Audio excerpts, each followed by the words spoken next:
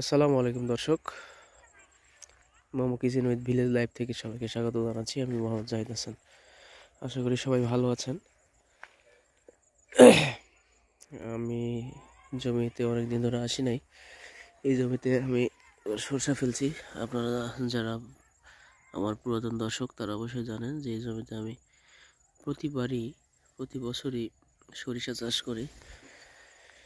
এইখানে এবং এইখানে এই দুই ঘরে আমি সরিষা চাষ করি। তো তারই ধারাবাহিকতা এবারও আমি এখানে সরিষা চাষ করছি আলহামদুলিল্লাহ।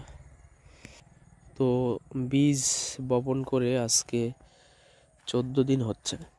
তো 14 দিন পরে দেখতে আসলাম বর্তমান পরিস্থিতি। এই যে এইভাবে গাছ উঠছে অলরেডি আলহামদুলিল্লাহ। একটু ঘাস সম্ভবত ঘনই উঠছে।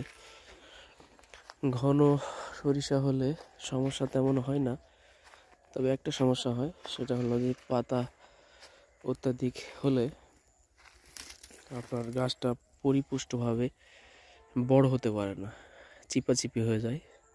তখন কিন্তু ফলও সঠিকভাবে ধরে না। এক্ষেত্রে আমি বলবো যে সরিষার চাষের সবচাইতে ভালো নিয়ম হলো মিডিয়াম, অর্থাৎ পাতলাও না ঘনও না, এভাবে বপন করা উচিত। আমি বিঘা প্রতি 1.5 কেজি করে দিছি। এখানে 2 বিঘা জমি আছে। এই 2 বিঘা জমিতে আমি 3 কেজি রোপণ করছিলাম। তো আসলে আমি একটা জিনিস কনফিউজ হয়ে গেলাম, সেটা হলো এই জমিতে রস একটু কম ছিল। আমি ট্রাক্টর দিয়ে চাষ করে নিছি, কিন্তু সমস্যা হলো এই জমিতে রস কিন্তু বেশি থাকার পরে এরপরে কিন্তু এবার গাছ খুব একটা দ্রুত ওঠে নাই, অল্প অল্প গাছ উঠছে, আপনারা দেখতে পাচ্ছেন। কিন্তু এইবার দেখেন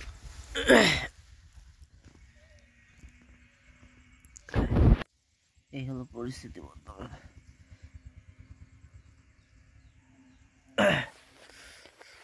তো এই পরিস্থিতিতে বর্তমান সময়ে আমাদের কৃষক হিসাবে করণীয় কি, সেটা বলার জন্যই আজকের ভিডিওটা করা। আমি জানি আমার এই চ্যানেলে অনেক কৃষক ভাই যুক্ত আছেন এবং তারা নিয়মিত আমার ভিডিও দেখেন। তাদের উদ্দেশ্যে বলবো, সরিষার এরকম পর্যায়ে অথবা যখন 4টা অথবা 6টা পাতা বের হয়ে যাবে অলরেডি, তখন একটা জিনিস করতে হবে, সেটা হলো যে এখানে আমাদের কিছু ভিটামিন স্প্রে করতে হবে। ভিটামিন বলতে যেমন থিওভিট, ম্যাগভিট, এ ধরনের কিছু স্প্রে করতে হবে।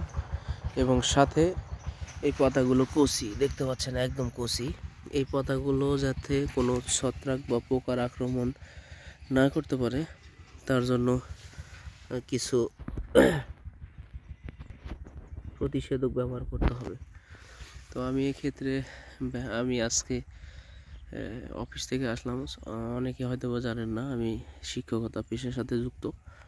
তো সেখান থেকে সরাসরি আমি চলে আসছি জমিতে এবং দেখতে পাচ্ছি যে গাছ খুব সুন্দর উঠছে মাশাল্লাহ।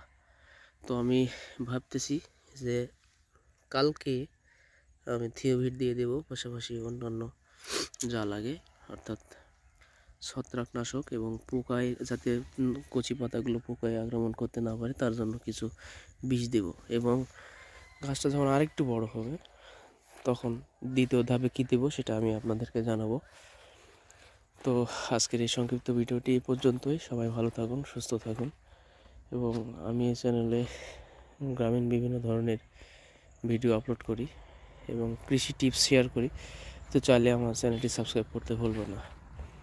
তো সবাই ভালো থাকুন, সুস্থ থাকুন এবং আমাদের চ্যানেলের সাথেই থাকুন। আল্লাহ হাফিজ।